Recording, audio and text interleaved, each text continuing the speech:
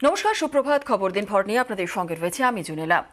অঙ্ক কষে যুদ্ধে অভিষেকের নজরে ডায়মন্ড হারবার সহ রাজ্যের 9 লোকসভা আসন। আর এই লোকসভা কেন্দ্রগুলির বিধানসভা আসন ধরে ধরে বৈঠকে অভিষেক বন্দ্যোপাধ্যায়। ডায়মন্ড হারবারের 7 বিধানসভা কেন্দ্রেই লিড বাড়াতে দিলেন কড়া বার্তা।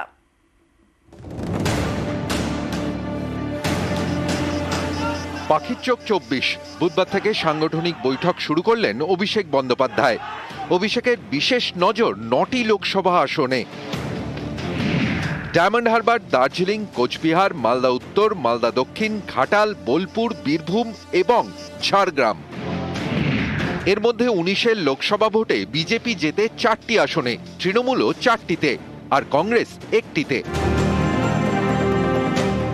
বুধবার অভিষেক কৌশলী বৈঠক শুরু করেন নিজের কেন্দ্র ডায়মন্ড হারবার দিয়ে। ডায়মন্ড হারবার লোকসভার মধ্যে 7টি বিধানসভা আসন। 21-এর ভোটের 7টি কেন্দ্রই জেতে তৃণমূল, বিজেপি 0। এবার 24-এর ভোটে কি হবে? এদিন ডায়মন্ড হারবারের 2টি বিধানসভা কেন্দ্র নিয়ে বৈঠক করেন অভিষেক বন্দ্যোপাধ্যায়। সেই বৈঠকে নিজের লোকসভা কেন্দ্রের 7 বিধানসভাতেই লিড বাড়াতে কড়া বার্তা দেন। জানতে চান, লোকসভা ও বিধানসভা ভোটে বেশ কিছু বুথে কেন লিড পেল বিরোধীরা? অভিষেকের নির্দেশ, যেসব বুথে এর আগে ভোট কম পড়েছে সেই সব বুথ এলাকায় বেশি সময় দিতে হবে। ডায়মন্ড হারবারে যা কাজ হয়েছে তার প্রচার করতে হবে। উন্নয়নকে হাতিয়ার করেই এগোতে হবে। ডায়মন্ড হারবারের পাশাপাশি আরো 8 আসনের দিকে অভিষেকের বিশেষ নজর। এর মধ্যে 19-এর লোকসভা ভোটে দার্জিলিং, কোচবিহার, ঝাড়গ্রাম, মালদা উত্তর ও মালদা দক্ষিণে হেরে যায় তৃণমূল। এর মধ্যে 21-এর ভোটের দার্জিলিং লোকসভা কেন্দ্রের অন্তর্গত 7টি আসনের মধ্যে 6টিতেই জয়ী হয় বিজেপি, 1টিতে তৃণমূল। কোচবিহারেও ছিল একই ছবি, বিজেপি 6, তৃণমূল 1। এই ছবিটাই এবার বদলাতে চাইছেন অভিষেক বন্দ্যোপাধ্যায়। তিনি চান সব বিধানসভা আসন থেকে লিড। গত 3 বছর ধরে দলের অন্দরের খবর, এখানে বেশ কয়েকজন নেতার দ্বন্দ্ব সাংগঠনিকভাবে তৃণমূল কংগ্রেসকে সমস্যায় ফেলতে পারে। আর অনেক জায়গাতেই আত্মবিশ্বাস অতিরিক্ত হয়ে গিয়েছে তৃণমূল নেতাদের। এর প্রভাব যাতে এই লোকসভা নির্বাচনে না পড়ে, সে কারণে দলের কর্মীদেরকে আরো সতর্ক থাকার বার্তা দেওয়ার জন্যই অভিষেক বন্দ্যোপাধ্যায় এই বৈঠকগুলো করতে চলেছেন, এমনটাই রাজনৈতিক মহল সূত্রে খবর। ক্যামেরা জ্যোতির্ময় বসুর সাথে আবির ঘোষাল, নিউজ 18 বাংলা, কলকাতা। জনগণের গর্জন, বাংলা বিরোধীদের বিসর্জন, এই স্লোগানকে সামনে রেখে লোকসভা ভোটে প্রচার করছে তৃণমূল। কিন্তু জনগণ এই স্লোগানকে ঠিক কিভাবে নিচ্ছেন তা জানতে এবার একটি ওয়েবসাইট চালু করেছে তৃণমূল। তাতে লগ ইন করলেই সামনে আসবে 8টি প্রশ্ন। আর এই সব প্রশ্নের উত্তর থেকেই ভোটারদের মন বুঝতে চাইছে রাজ্যের শাসক দল। আজকের সভার নাম জনগর্জন সভা। মানুষের গর্জন কি? আর মানুষ যদি প্রতিরোধ, প্রতিবাদ, প্রতিশোধের পথ অবলম্বন করে, মানুষের ক্ষমতা কি এটা প্রমাণ করার ব্রিগেড। কেন্দ্রের বিরুদ্ধে বঞ্চনার অভিযোগ তুলে জনগর্জন। গত 10ই মার্চ ব্রিগেডের সভা থেকে সুর বেঁধে দেন অভিষেক বন্দ্যোপাধ্যায়। জনগণের গর্জন, বাংলা বিরোধীদের বিসর্জন, এই স্লোগানকে সামনে রেখেই জেলায় জেলায় প্রচার করছে তৃণমূল। কিন্তু এই প্রচার সাধারণ মানুষ কিভাবে নিচ্ছেন তা জানতে চায় তৃণমূল। তাই তারা তৈরি করেছে ওয়েবসাইট। লগ ইন করলেই সামনে আসবে 8টি প্রশ্ন। যেমন 100 দিনের কাজের প্রায় 60 লক্ষ কর্মীকে কাজ করিয়েও হকের টাকা ইচ্ছে করে আটকে রেখেছে। আপনার কি মনে হয় এটা ঠিক? উত্তর দিতে হবে হ্যাঁ অথবা নাই। এরকমই মোট 8টি প্রশ্ন। এসব প্রশ্নের উত্তর থেকেই তৃণমূল বুঝতে চাইছে জনগর্জন প্রচারকে কিভাবে নিচ্ছেন সাধারণ মানুষ। আজকে ডিজিটাল দুনিয়া, যেমন ডোর টু ডোর ক্যাম্পেইন মানুষের হৃদয়ে স্পর্শ করে প্রত্যক্ষভাবে জনসংযোগ হবে, পাশাপাশি সোশ্যাল মিডিয়া, ডিজিটাল দুনিয়া, সেখানেও পুরোদস্তুর প্রচার যেরম চলা সেরম চলবে। যারা সোশ্যাল মিডিয়া বা ডিজিটালটা বেশি ব্যবহার করেন, স্বাভাবিকভাবেই সেই সেকশনটাকেও টার্গেট করা হবে ডিজিটাল ক্যাম্পেইনের মাধ্যমে। আমি তো জানি গর্জন বাঘ সিংহ করে। বাঘ সিংহ আশেপাশের ছোট ছোট যারা জীবজন্তু আছে তাদের থেকে মতামত নিয়ে গর্জন করে না, একদম প্রবল গর্জন করবে। আর গর্জন যেখানে হবে সেখানেই বিসর্জন অবধারিত। আর ফিরহাদ হাকিম দূরদৃষ্টি সম্পন্ন, তিনি আগেই বাবুঘাটকে সাজিয়ে গুছিয়ে রেখে দিয়েছেন, গঙ্গা আরতি ওখানেই ডুববে। বিজেপি এমনিতেই ডিজিটাল প্রচারের ক্ষেত্রে গত কয়েক বছর ধরে ব্যাপক জোর দিয়েছে। তার মোকাবিলাতে নেবে তৃণমূল কংগ্রেসের তরফ থেকেও সোশ্যাল মিডিয়াতে প্রচার করার ক্ষেত্রে একাধিক অস্ত্র তারা হাতে তুলে নিয়েছিল। তবে কেন্দ্রীয় বঞ্চনার ইস্যু নিয়ে যেভাবে গোটা রাজ্য জুড়ে তৃণমূল কংগ্রেসের তরফ থেকে প্রচার চালানো হচ্ছে, এই অস্ত্র কত সংখ্যক মানুষের কাছে পৌঁছচ্ছে তা বিশেষ করে যুব সম্প্রদায়ের কাছে যাচ্ছে কিনা তা বুঝে নেওয়ার জন্যই এই ডিজিটাল জনগর্জনের ওয়েবসাইটকে হাতিয়ার করতে চলেছে তৃণমূল কংগ্রেস। আর এখানে জনমত যাচাই করার পাশাপাশি মানুষ আসলে কোন অস্ত্রে তৃণমূল কংগ্রেসকে বিজেপি বিরোধিতার ক্ষেত্রে দেখে নিতে চাইছে তা অনেকটাই স্পষ্ট হয়ে যাবে, এমনটাই মত তৃণমূল কংগ্রেস নেতৃত্বের। ক্যামেরা জ্যোতির্ময় বসুর সাথে আবির ঘোষাল, নিউজ 18 বাংলা, কলকাতা। ডায়মন্ড হারবারে আক্রান্ত তৃণমূল কর্মী। মশাটহাটে পঞ্চায়েত সদস্য পার্বতী জানার ছেলের ওপর হামলার অভিযোগ উঠছে। আরো বিস্তারিত জানবো, আমাদের সঙ্গে রয়েছেন আমাদের প্রতিনিধি আনিস। আনিস, কারা হামলা চালিয়েছেন, কি কি অভিযোগ উঠে আসছে? দেখো, একেবারে ডায়মন্ড হারবার থানার মশাহাটের যে ঘটনা, সেই ঘটনা কিন্তু অভিযোগের তীর বিজেপির দিকে আসছে। যেটা জানা গেছে মূলত গত বুধবার সন্ধ্যায় এলাকারই তৃণমূল কংগ্রেসের পঞ্চায়েত সদস্য পার্বতী জানার ছেলে কৌশিক জানা দলীয় কাজ ছেড়ে কিন্তু বাড়ি ফিরছিলেন। সেই সময় মশারহাট বাজারের একটি চায়ের দোকানে দাঁড়িয়েছিলেন এবং তখনই হঠাৎই অভিযোগ যে পেছন থেকেই অতর্কিতে এলাকারই এক যুবক নবকুমার নস্কর ধারালো অস্ত্র নিয়ে তাকে এলোপাতাড়ি কোপাতে থাকে এবং সেখানেই থাকা স্থানীয় বাসিন্দারা তখনই তাকে আটকে নেয় এবং এরপরে তাকে যে অভিযুক্ত যুবক তাকে পাকড়াও করে ফেলে। ঘটনায় কিন্তু গুরুতর জখম হয় কৌশিক জানা। পরে তাকে উদ্ধার করে diamond Harbour government medical college হাসপাতালে ভর্তি করা হয়।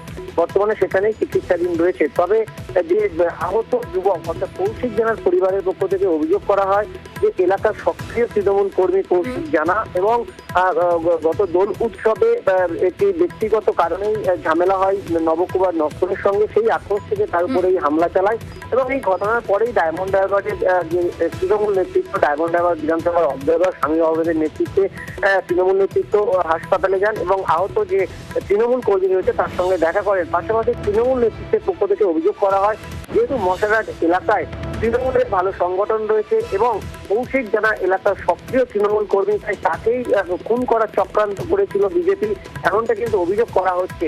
এবং এই ঘটনায় যে স্থানীয় বাসিন্দারা অভিযুক্ত যে যুবক নবকুমার নস্করকে পাকড়াও করে বিজেপি তরফ থেকে কি বলা হচ্ছে? একেবারে দেখো, বিজেপির পক্ষ থেকে তৃণমূলের তোলা অভিযোগ অস্বীকার করা হয়েছে এবং বিজেপি নেতা সুবল গাটু জানিয়েছে যে এলাকায় বিজেপির সে মতো সংগঠন নেই, তাই বিজেপি কর্মীরা কোন রকম ভাবে তৃণমূল কংগ্রেসের কর্মীদেরকে মারধর করতে পারে না। তৃণমূল কংগ্রেস চক্রান্ত করতে যাতে নির্বাচনের আগে মিথ্যে মামলা দেওয়া যায় তৃণমূল বিজেপি কর্মীদের উপরে এবং যাতে পুলিশ এই ঘটনার সঠিক তদন্ত করুক এবং দোষীদেরকে শাস্তি দিক। ধন্যবাদ। এর আগেও তো একবার এরকম করেছিল, এই আক্রোশটা হয়তো ছিল, আমার ফোন করে ঠেট দিয়েছে। তো RSS এর সাথে যুক্ত, আমি তৃণমূল করি, এইসব নিয়ে বিজেপির সঙ্গে সমস্যা হচ্ছিল, সবাই জিততে দিই, আমি সেগুলো আমার বাধা একটু আপত্তি করি। আমরা দোকানের উল্টো দিকে দাঁড়িয়ে কথা বলছি, উল্টো দিক দিয়ে এসে বুঝতে পারেন একটা অন্ধকার জায়গা থেকে এসে মাথার উপর চড়ে আঘাত করে। বিজেপির ছেলে ওই নবই করেছে, রাগ হিংসা পার্টি করছে। ভালো ছেলে আমার, যে ডাকে তার কাছে যাই, সহ্য করতে পারে না, সেই জন্যই করছে। সব দাঁড়িয়েছিল, হঠাৎ পিছন থেকে গিয়ে এইরকম অ্যাটাক করেছে, বড় ভোজালি দিয়ে মেরেছে। ছেলের এখন খুব খারাপ অবস্থা, ওই বিজেপি করে, ওকে শাস্তি চাই। যে মারপিটের ঘটনা হয়েছে ব্যক্তিগত ব্যাপার, হোলির দিনে দুজনের মধ্যে গন্ডগোল ছিল, গন্ডগোলের প্রেক্ষিতে এই মারামারির সঙ্গে বিজেপি কোনো জড়িত নয়। সেই চক্রান্ত করে তৃণমূল চাইছে যে ওই ইস্যুতে আবার কিছু বিজেপি নেতাদের কর্মীদেরকে আজকে কেসের মধ্যে ঢুকিয়ে দিয়ে তাদেরকে পাড়াছাড়া করে নির্বাচনী বৈতরণী পার হবে। আর গয়েশপুরে বিক্ষোভের মুখে শান্তনু ঠাকুর। বিজেপি প্রার্থীকে ঘিরে বিক্ষোভ তৃণমূলের।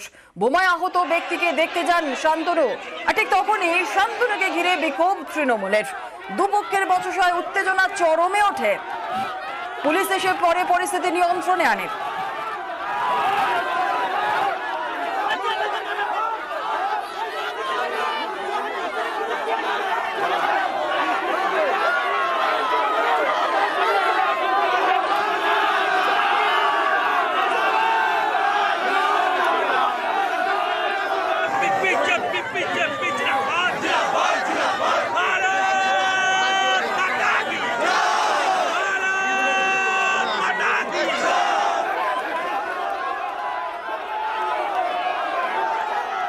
আমাদের কর্মী এদের বম্বিং এর জন্য, এদের বম রাখার জন্য মারা গেছে। আমরা নিরীহ একটা মানুষকে দেখতে এসেছি। এরা আমাদের উপরে ইট পাটকেল, তৃণমূলের হারমাত বাহিনী এখানে ইট পাটকেল ছুড়ে আমার উপরে হ্যারাস করেছে, আমাকে হামলা করেছে। একদম পুলিশ প্রশাসনের পক্ষে জিরো। ইলেকশন কমিশনে জানাবো, স্বরাষ্ট্র মন্ত্রণালয়ে জানাবো, মুখ্যমন্ত্রীকে আমার চ্যালেঞ্জ, এভাবে শান্তনু ঠাকুরকে হারাতে পারবেন না। একটা অস্বাভাবিক মৃত্যু হয়নি, সে আহত হয়েছে। তো তার জন্যে পুলিশ আছে, প্রশাসন আছে, নিজেরা যা স্টেটমেন্ট দিয়েছে যে এখানে কোনো রাজনৈতিক দল জড়িত নয়, উনি এটা জোর করে করাবেন।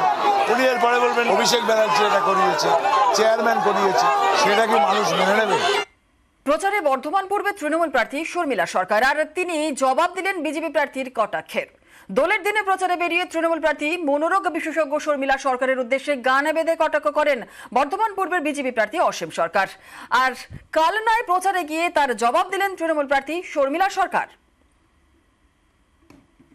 ওমা শর্মিলা সরকার, তুমি নাকি মনোরোগ বিশেষজ্ঞ ডাক্তার, তুমি অদৃশ্য মন দেখতে পারো, মাগো অদৃশ্য মন দেখতে পারো, কিন্তু চোর দেখার চোখ নাই তোমার শর্মিলা সরকার, তুমি নাকি মনোরোগ বিশেষজ্ঞ ডাক্তার। উনি বয়স্ক লোক, ওনার যেরকম টাইপের উনি প্রচার করতে উনি অভ্যস্ত, তিনি সেরকমই প্রচার করবেন।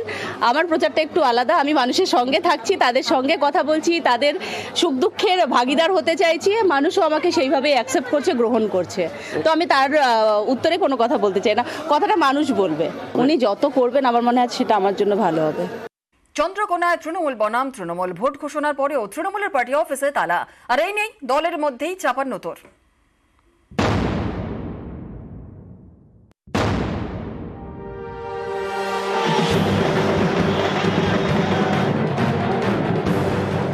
এপ্রিল লোকসভা ভোট শুরু, এখনো তৃণমূলের পার্টি অফিসে তালা। এই ছবি চন্দ্রকোনা 2 নম্বর ব্লকের কল্লা গ্রামে। 23-এর পঞ্চায়েত ভোটের পর থেকেই এই পার্টি অফিসে তালা। স্থানীয় সূত্রে খবর, পার্টি অফিসের দখল কার হাতে থাকবে এই নিয়ে এলাকায় দ্বন্দ্ব। একদিকে তৃণমূলের অঞ্চল সভাপতি রামকৃষ্ণ রায়ের অনুগামীরা, অন্যদিকে অঞ্চলের তৃণমূলের সহ সভাপতি ইসমাইল খানের অনুগামীরা। এই দুই শিবিরের দ্বন্দ্বে দীর্ঘদিন পার্টি অফিসে তালা। এর সূত্রপাত 23-এর পঞ্চায়েত ভোট থেকে। জানা গিয়েছে 23-এর পঞ্চায়েত ভোটে এলাকায় অনেকে তৃণমূলের টিকিট না পেয়ে নির্দল হিসেবে ভোটে লড়েন। এদের মধ্যে কেউ কেউ তৃণমূলের প্রার্থীকে হারিয়েও দেন, পরে তারাই আবার তৃণমূলে যোগ দেন। এই নিয়ে তৃণমূলের অঞ্চল সভাপতি ও সহ সভাপতির অনুগামীদের মধ্যে বিরোধ ছড়ায়। তার জেরেই পার্টি অফিসে তালা। একাধিকবার এ নিয়ে জেলা নেতৃত্ব বৈঠকও করে, কিন্তু পার্টি অফিসের তালা আর খোলেনি। সামনে লোকসভা ভোট। নেতৃত্ব উপনেতৃত্বদের সঙ্গে আলোচনা করেছি, তারা তো আজ খেলবো কাল খেলবো খেলার কোনো গুরুত্বই নিচ্ছে না। এই পজিশনটা যদি খারাপ হয় তাহলে তো তৃণমূলের পজিশনটা গোটাটাই খারাপ হতে পারে। সেই জন্য আমরা অনেক চেষ্টা করেছি, ওখানে নেতৃত্বের সঙ্গে কথা বলেছি, কোনো নেতৃত্বের এতে গুরুত্ব আসেনি। নিজেদের স্বার্থে গ্রুপকে টিকিয়ে রাখার জন্য, নিজেদের টিকে থাকার জন্য তারা বলছে পার্টি অফিস না খুললে নির্বাচনে প্রভাব পড়বে। ওই পার্টি অফিস নিয়ে যেহেতু অশান্তি, লাইভ লসও হয়ে যেতে পারে, যেরকম একটা পরিস্থিতি তৈরি হয়েছিল, তাহলে ওই পার্টি অফিস বন্ধ থাক, যে যার জায়গায় বসে রাজনীতি করে লোকসভা নির্বাচনে তৃণমূল কংগ্রেসকে বিপুল ভোটে জয়যুক্ত করে। 1%ও প্রভাব পড়বে।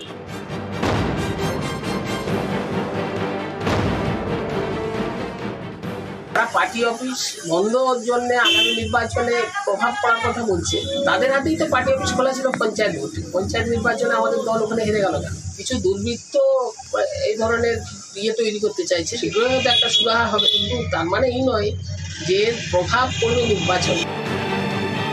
নিউজ 18 বাংলা।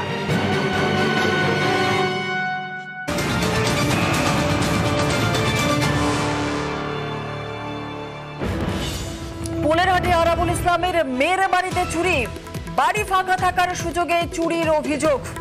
পোলেরহাটে আরাবুল ইসলামের মেয়ের বাড়িতে চুরি, বাড়ি ফাঁকা থাকার সুযোগে চুরির অভিযোগ। আরো একটু বিস্তারিত জেনে নেওয়া যাক, পুলিশ সূত্রে কি জানা যাচ্ছে। আমাদের সঙ্গে রয়েছেন আমাদের প্রতিনিধি কল্যাণ, আরো বিস্তারিত বলবে কল্যাণ। একেবারেই জুনেলা জানিয়ে রাখি, আরাবুল ইসলাম কিন্তু এখনো জেলে। আর আরাবুল ইসলামের যে মেয়ে, সেই মেয়ের বাড়িতে কিন্তু বড়সড় চুরির ঘটনা ঘটেছে। গতকাল সন্ধ্যায় আরাবুল ইসলামের মেয়ে সহ পরিবারের যে সমস্ত সদস্যরা রয়েছে তারা কেউ বাড়িতে ছিল না। ওই এক আত্মীয়ের বাড়িতে গিয়েছিল, সেই সুযোগেই কিন্তু বড়সড় চুরির ঘটনা ঘটে। মোট 5টি ঘরের তালা ভেঙে কার্যত যে সমস্ত সোনার গহনা এবং নগদ টাকা সহ আরো যে সমস্ত সামগ্রী ছিল দামি দামি, সেই সমস্ত সামগ্রী চুরি হয়ে যায়। ঘটনা যখন রাতের দিকে আরাবুল ইসলামের মেয়ে বাড়ি ফিরে, সেই সময় কিন্তু তারা দেখতে পায় যে চুরির ঘটনা ঘটেছে। এরপরেই কার্যত মুচড়ে পড়ে। পরে খবর দেয় পোলেরহাট থানায়। খবর পেয়ে পোলেরহাট থানার পুলিশ কর্মীরা এসে গোটা ঘটনার তদন্ত শুরু করেছে। তবে কে বা কারা এই চুরির করেছে তা কিন্তু ইতিমধ্যেই তদন্ত চালাচ্ছে পুলিশ। ধন্যবাদ।